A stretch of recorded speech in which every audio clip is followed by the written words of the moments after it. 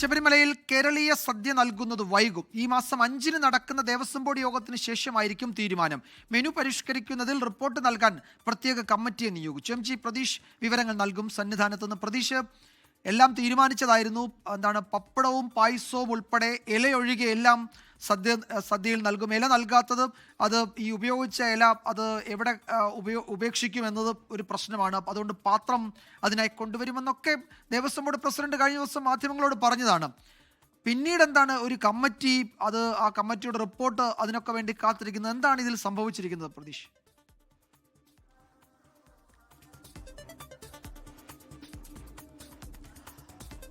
വിജയകുമാർ, ശബരിമല സന്നിധാനത്ത് നാളെ ഉച്ച മുതൽ കേരളീയ സദ്യ നൽകും എന്നതായിരുന്നു ദേവസ്വം ബോർഡിന്റെ പ്രഖ്യാപനം. അതിനുള്ള ഒരുക്കങ്ങളൊക്കെ തന്നെ സന്നിധാനത്ത് തുടങ്ങിക്കഴിഞ്ഞിരുന്നു. പ്രത്യേക പാത്രങ്ങളൊക്കെ തന്നെ സന്നിധാനത്ത് എത്തിക്കുകയും ചെയ്തു. പക്ഷേ ആ കേരളീയ സദ്യ നാളെ മുതൽ വിളമ്പില്ല എന്നുള്ള തീരുമാനമാണ് ഇപ്പോൾ ഉണ്ടായിരിക്കുന്നത്. 5-ാം തീയതി ചേരുന്ന ദേവസ്വം ബോർഡ് യോഗത്തിന് ശേഷമായിരിക്കും അക്കാര്യത്തിൽ ഒരു അന്തിമ തീരുമാനം എടുക്കുന്നത്. കാരണം ഈ ഒരു വർഷത്തേക്ക്, ഈ മണ്ഡലകാലത്തേക്ക് ഈ ഉച്ചഭക്ഷണത്തിനായി പുലാവാണ് വിളമ്പാൻ തീരുമാനിച്ചിരുന്നത്. ഇതിനായി പ്രത്യേക കരാർ നൽകുകയും ചെയ്തിരുന്നു. ആ കരാറിൽ നിന്ന് മാറിയാൽ, അല്ലെങ്കിൽ അത് മാറ്റി കേരളീയ സദ്യ വിളമ്പിയാൽ ഉണ്ടാകുന്ന നിയമപ്രശ്നങ്ങൾ ഉൾപ്പെടെ പഠിക്കാനാണ് ഇപ്പോൾ ഒരു കമ്മിറ്റിയെ ദേവസ്വം ബോർഡ് നിയോഗിച്ചിരിക്കുന്നത്. ദേവസ്വം കമ്മീഷണറുടെ അധ്യക്ഷതയിലാണ് ഇക്കാര്യം പരിശോധിക്കുന്നത്. അതിനുശേഷം ഈ കമ്മിറ്റിയുടെ റിപ്പോർട്ട് വന്ന ശേഷം മതി തുടർ നടപടി എന്നതാണ് നിലവിലെ ദേവസ്വം ബോർഡിന്റെ തീരുമാനം. ഈ പ്രായോഗിക ബുദ്ധിമുട്ടുകൾ പല ഉദ്യോഗസ്ഥരും ഇതുമായി ബന്ധപ്പെട്ട്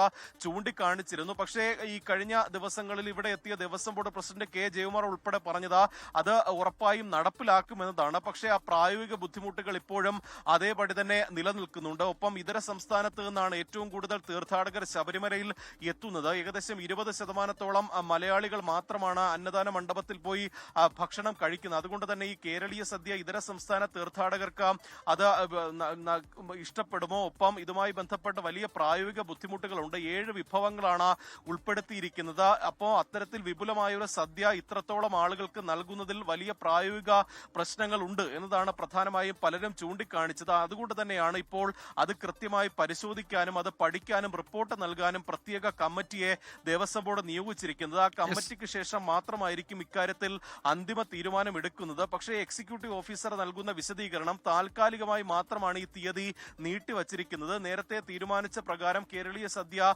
വിളംബം എന്നുള്ള ഒരു വിശദീകരണമാണ് എക്സിക്യൂട്ടീവ് ഓഫീസർ നിലവിൽ നൽകുന്നത്.